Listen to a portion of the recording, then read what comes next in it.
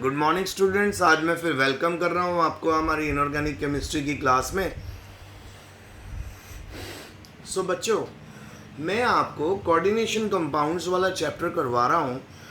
Coordination compound में आज बच्चों मेरे पास आपके लिए दो मेजर क्वेश्चन है। आप लोग उनको बहुत ध्यान से समझने की कोशिश करना। बेटा, आज मैं आपको कोऑर्डिनेशन कंपाउंड में जो करवाऊंगा वो मैं आपको जो पहला क्वेश्चन करवाऊंगा वो है कि हमारे पास एक कंपाउंड दिया गया है।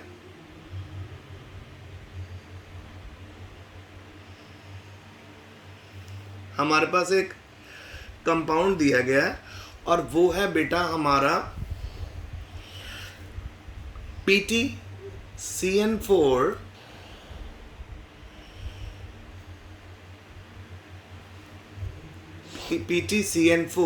2 नेगेटिव। ये कंपाउंड दिया हुआ है और इसमें एग्जामिनर हमसे ये पूछ रहा है कि बच्चों कि इसमें कितने अनपेड इलेक्ट्रॉन है वो कैलकुलेट करके बताओ। और उसके लिए हम लोगों को सबसे पहले इसकी प्लैटिनम की इलेक्ट्रॉनिक कॉन्फ़िगरेशन लिखनी पड़ेगी। प्लैटिनम का जो एटॉमिक नंबर होता है बेटा वो 78 होता है। तो 78 इसका अगर एटॉमिक नंबर है तो अगर 78 इसका एटॉमिक नंबर है तो इसकी जो इलेक्ट्रॉनिक कॉन्फ़िगरेशन बनेगी ना बेटा वो बनेगी 5d8 6s2। और आप यहाँ पे नोटिस कर लो कि जो हमारे पास Cn है वो नेगेटिवली चार्ज लाइगेंड होता है। इसके ऊपर -1 का चार्ज होता है Cn के ऊपर। तो अंदर हमारे पास कितना क्रिएट हो गया बेटा -4, बाहर है -2। अगर आप इसकी ऑक्सीडेशन स्टेट निकालोगी प्लेटिनम की तो वो जो ऑक्सीडेशन स्टेट आएगी ना बेटा आपके पास वो आएगी +2 की। तो आई होप आपको समझ आ रहा होगा। तो इस इलेक्ट्रॉनिक कॉन्फ़िगरेशन में से हम 2 इलेक्ट्रॉन निकाल देंगे ताकि हमारे पास प्लेटिनम +2 ऑक्सीडेशन स्टेट में आ जाए। तो प्लेटिनम +2 ऑक्सीडेशन स्टेट में हमारा कैसे आ रहा है, आप 2 इलेक्ट्रॉन जब इसके अंदर से माइनस करोगे तो वो 6s में से निकलेंगे। क्यों? क्योंकि 6s की जो एनर्जी होती है वो 5d से थोड़ी कम होती है, इस करके पहले इलेक्ट्रॉन वो लूज करता है। 2 इलेक्ट्रॉन उसने लूज कर दिए बेटा 6s2 ने। उसके बाद हमारे पास आ गया 5d8 6s0। अब 5d8 इलेक्ट्रॉनिक कॉन्फ़िगरेशन आपको दिख रही है यहाँ पे 1 2 3 4 5 6 7 8। अब क्योंकि यहाँ पे बेटा आपके सामने स्ट्रॉन्ग फील्ड लाइगेंड आ रहा है CN4। तो CN4 एक स्ट्रॉन्ग फील्ड लाइगेंड होता है तो यहाँ पे वो इलेक्ट्रॉन्स को पेयर अप कर देगा। तो बेटा जब यहाँ पे इलेक्ट्रॉन पेयर अप हो जाएंगे हमारे पास अंदर एक खाली d ऑर्बिटल बचेगा। इलेक्ट्रॉन पेयर अप हो गए, उसको भी यूज़ करेंगे, एक s ऑर्बिटल यूज़ करेंगे, 2 p करेंगे तो हाइब्रिडाइजेशन बनेगी dsp2। जो dsp2 हाइब्रिडाइजेशन बनी वो हमारा जो इनर ऑर्बिटल कॉम्प्लेक्स बना। इनर ऑर्बिटल कॉम्प्लेक्स कब बनता है? जब हम बेटा अंदर वाला d ऑर्बिटल लेते हैं। जब अंदर के d पार्टिसिपेट करें तो उसको इनर ऑर्बिटल कॉम्प्लेक्स बोलते हैं, बाहर का करें तो उसको आउटर ऑर्बिटल कॉम्प्लेक्स बोलते हैं। और यहाँ पे जो कोऑर्डिनेशन नंबर आया बच्चों वो कोऑर्डिनेशन नंबर आ गया हमारा 4। और क्योंकि इसके पास कोई भी अनपेड इलेक्ट्रॉन नहीं है तो हमारे क्वेश्चन का आंसर आ गया कि इस कंपाउंड में कोई अनपेड इलेक्ट्रॉन नहीं है, इस करके कलरलेस भी है और डायमैग्नेटिक भी है। अब क्वेश्चन नंबर 2।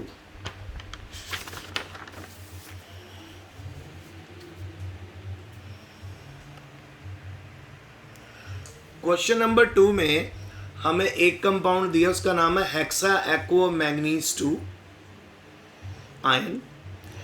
फिर एक हमारे पास दिया हुआ है हेक्सा साइनोमैग्नेट 2 आयन। तो जिसमें हमने वाटर यूज़ किया कहता है वहाँ पे 5 अनपेड इलेक्ट्रॉन है। जिसमें हमने साइनो यूज़ किया है, नेगेटिवली चार्ज लाइगेंड यूज़ किया है, वहाँ पे हमारे पास कहते हैं कि एक अनपेड इलेक्ट्रॉन है, वो कहता है इसको crystal field splitting energy theory के साथ प्रूफ कीजिए। तो सबसे पहले हमने कंपाउंड लिखा, अब यहाँ पे मेटल +2 ऑक्सीडेशन स्टेट में, ठीक है। अब क्या करना है, अगर हम इसको लिखेंगे तो बनेगा ये 3d5 4s2 4p0। सो 3d5 4s2 को अगर +2 में, अगर मैंगनीज को +2 में कन्वर्ट करना है तो हमें क्या करना पड़ेगा बेटा, हमें 2 इलेक्ट्रॉन माइनस करने पड़ेंगे। जब आप 2 इलेक्ट्रॉन माइनस कर दोगे तो आपके पास जो इलेक्ट्रॉनिक कन्फिग्रेशन बचेगी वो बनेगी बच्चों, वो बनेगी 3d5 4s0 4p0। अब 3d5 4s0 4p0 आ गया। अब आपको पता है कि हमारे पास वाटर हमने 6 ऐड करने हैं, वीक फील्ड लाइगेंड है जी।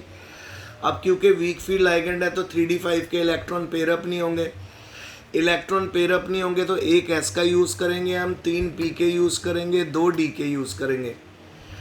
तो हाइब्रिडाइजेशन यहाँ पे जो बनेगी हमारी वो बनेगी sp3d2। ऑक्टाहेड्रल होगा कंपाउंड आपका, क्योंकि अनपेड इलेक्ट्रॉन हैं 5, पैरामैग्नेटिक कलर्ड, कोऑर्डिनेशन नंबर 6। अब उसने बोला इस 3D जो 5 अनपेड इलेक्ट्रॉन है इनको क्रिस्टल फील्ड स्प्लिटिंग एनर्जी में भी रिप्रेजेंट करना है उस थ्योरी के अकॉर्डिंग।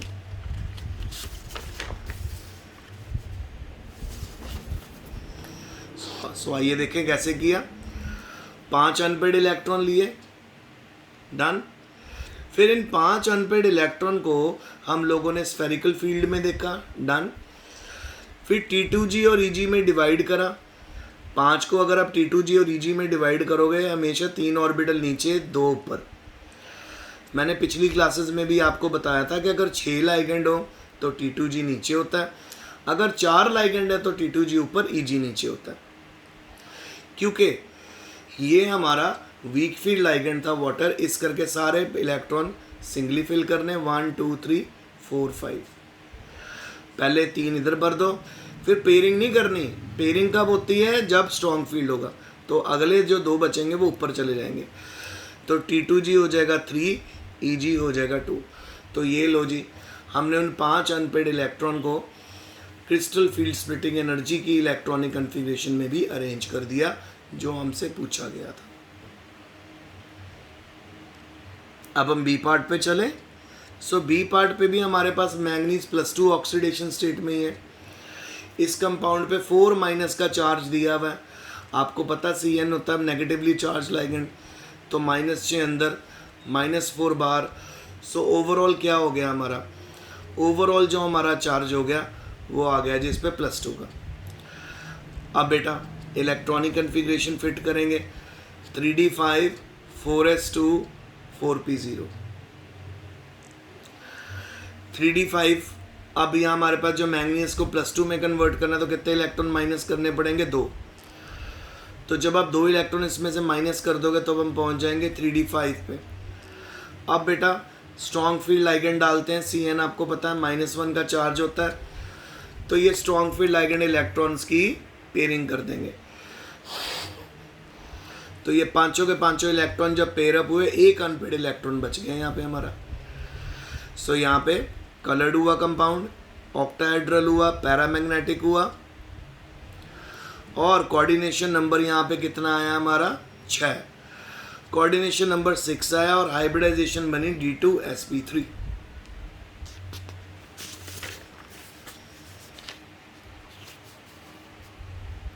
अब इसको क्रिस्टल फील्ड स्प्लिटिंग एनर्जी में अगर हम प्लेस करें, कैसे करेंगे ये देखें। 5 इलेक्ट्रॉन दिख रहे हैं स्फेरिकल फील्ड में, T2g नीचे Eg ऊपर, क्योंकि यहाँ पे CN आ गया बेटा स्ट्रॉन्ग फील्ड लाइगेंड। तो स्ट्रॉन्ग फील्ड लाइगेंड में पेयरिंग कर दो 1 2 3 4 5। सो एक अनपेड इलेक्ट्रॉन यहाँ दिख रहा है। तो यहाँ पे क्रिस्टल फील्ड स्प्लिटिंग एनर्जी के अकॉर्डिंगली जो इलेक्ट्रॉनिक कन्फिग्रेशन बनी वो बनी T2g5 Eg0। सो एक अनपेड इलेक्ट्रॉन हमारे पास आया। सो ये बेटा मेरा आज का लेक्चर था। आई होप आप लोगों को समझ आ गया होगा। तो if you have any difficulty आप मुझे व्हाट्सएप कर सकते हो, आप मुझे पूछ सकते हो, मैं हमेशा अवेलेबल हूँ। और आप मुझे कॉल भी कर सकते हो, सो तब भी मैं आंसर दूंगा। तो आज के लिए इतना ही। Stay home, stay safe and best of luck.